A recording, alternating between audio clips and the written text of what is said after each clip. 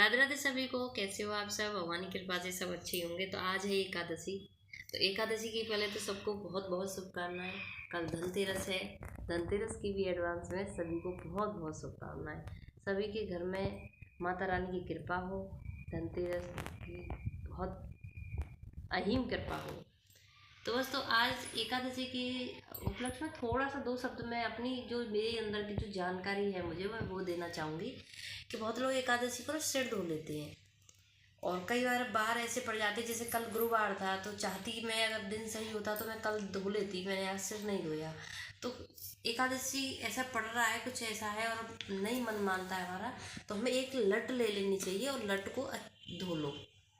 तो उससे हमारा जो खंडित जो सिर हो जाता है, अशुद्ध होता है, वो नहीं माना जाता। तो हमारी जो सास थी वो भी ऐसे ही बता देती। कई बार तो करवा चौथ हमारी गुरुवार को पड़ जाती है, तो वो ऐसे ही बोलती थी कि ये तो बहुत बड़े त्योहार हैं, इनको तो नहीं हम मान सकते, इनको तो धो लेते हैं। लेकिन जैसे एकादशी पड़ी है, इसको दिन अच्छा नहीं है, तो हम लट वगैरह धो सकते हैं, कुछ ऐसा दिन पड़ जाए तो अब है कि बहुत लोग मंगलवार को सिर धो लेते हैं, गुरुवार को सिर धोते हैं, शनिवार को धोते हैं। तो ये जो वार होते हैं इनको मेरे हिसाब से नहीं सिर धोना चाहिए, क्योंकि ये जो वार होते हैं ना वो शनि के वार होते हैं। इनसे होता कुछ नहीं है, धोने को तुम किसी भी दिन धो लो, सिर्फ अपने पति के लिए भारी माने जाते हैं। उसके अपेक्षा एक बुधवार जो होता है उसके उसके लिए भी बोलते हैं बहुत हमारे जो बड़े बूढ़े हैं कि बुधवार को सिर नहीं धोना चाहिए। किसको? जिसके एक या एक भाई हो, इनको बुधवार को सिर नहीं धोना चाहिए। बस अब बोलोगे दिन दिन रह ही कौन से गए इनमें से, तो दो दिन है हमारे पास, जो सोमवार है हमारे पास, एक शुक्रवार है लेडीजों के लिए ज़्यादातर, और एक जो इतवार पड़ जाता है हमारे रविवार, उसको धो सकते हैं। ये 3 बार ऐसे हैं इनको लेडीज धो सकती हैं। बाकी के देखो लेडीज़ों के लिए बहुत नियम है, हालांकि जेंट्सों के लिए इतना कुछ नहीं है, पर लेडीज़ों के लिए हैं और ये करने चाहिए। क्योंकि औरत एक जो है ना घर की लक्ष्मी होती है। जो औरत इन नियमों को करेगी तो ज़रूर कुछ ना कुछ फल मिलता है इन चीज़ों से। तो हमसे जितना बन जाए उतना, ज़्यादा नहीं, तो ये करना चाहिए। तो आगे चलती हैं हम। बस, तो जो नॉलेज मुझे थी मैंने आप तक पहुंचाने की कोशिश की। आप लोगों को भी जो जानकारी हुआ करे तो फिर मुझे भी बताया करो प्लीज़ कमेंट में। उसके बाद फिर ये है दोपहर का टाइम, तो मैं चाय पी रही हूँ यहाँ आज मैं कटोरी ग्लास में क्योंकि मैं व्रत में कप में नहीं पीती हूँ, इसी वजह से दोपहर के टाइम। उसके बाद फिर मैं वही लग गई थी अपना व्रत का कुछ बनाने के लिए। तो आज आपको कुछ ऐसा अच्छा दिखाऊंगी कि जो आपका दिल बहुत ही खुश होने वाला है। कहोगे एक बार तो ज़रूर बोलोगे ये क्या चीज़ है, वाह। तो बस, तो मैंने ले लिए यहाँ पर 2 आलू, और आलू को मैं छील लूँगी पहले। छीलने के बाद ये है कि इसको जो कद्दूकस ले लेंगे, उसमें हम कसेंगे इनको। कसने के बाद ये है कि इसमें जो पानी निकलेगा वो हम पे बाद में करेंगे उसका। पहले हम जो इसमें कई तरीके के होते हैं, बहुत नैने वाले भी छेद होते हैं और मोटे मीडियम। तो हमें जो सबसे मोटे वाले हैं इसमें, तो उससे हमें इसे कस लेना है बहुत अच्छे से। तो वो आलू से आप अपने हिसाब से ले लीजिए। ये तो ऐसी चीज़ बन के तैयार होगी कि इसको अगर आप व्रत के हिसाब से आज मैं बनाऊंगी, आप व्रत के हिसाब से जो देखोगे तो बहुत ही अच्छा लगेगा।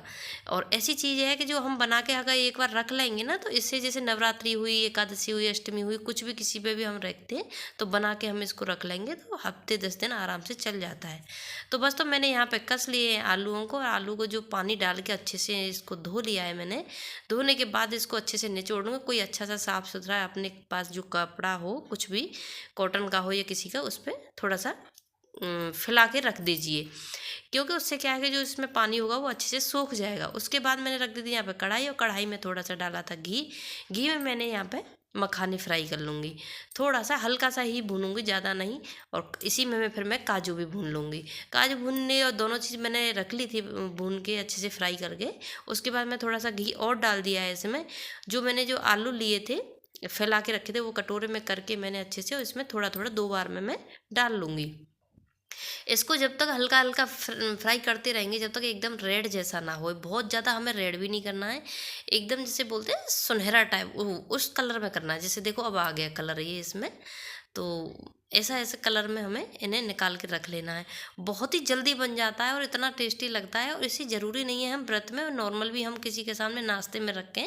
नमकीन नमकीन के तरीके से बनाऊंगी मैं इसको, व्रत वाली जो नमकीन बोलते हैं। तो अब व्रत में नवरात्रि में हमें कई बार ज़रूरत पड़ जाती है। उसी में मैंने आलू कर लिए थे, थोड़ा सा जब बाद में बचा है जो घी, उसमें ही मैंने मूंगफली भी कर ली। मूंगफली अपने हिसाब से डाल लीजिए, जो कम बढ़ती जितना आप पसंद करते हो।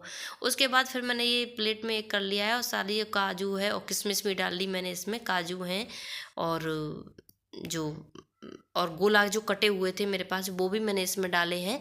मेवा तो ये है जो अपने हिसाब से जितना आप डालना चाहो वो आप इसमें डाल सकते हो। मखाने भुने हुए थे वो है, और व्रत की नमक मिर्च मैंने डाली है इसमें।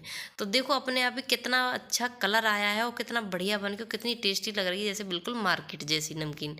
और बहुत ही अच्छी, आप भी खुद भी खा सकते हो, किसी गेस्ट को भी दे सकते हो। और आपकी तारीफ ना हो तो कहना, एक बार इस तरीके से बना के ज़रूर देखना और कमेंट में बताना मुझे कैसी लगी मेरी नमकीन।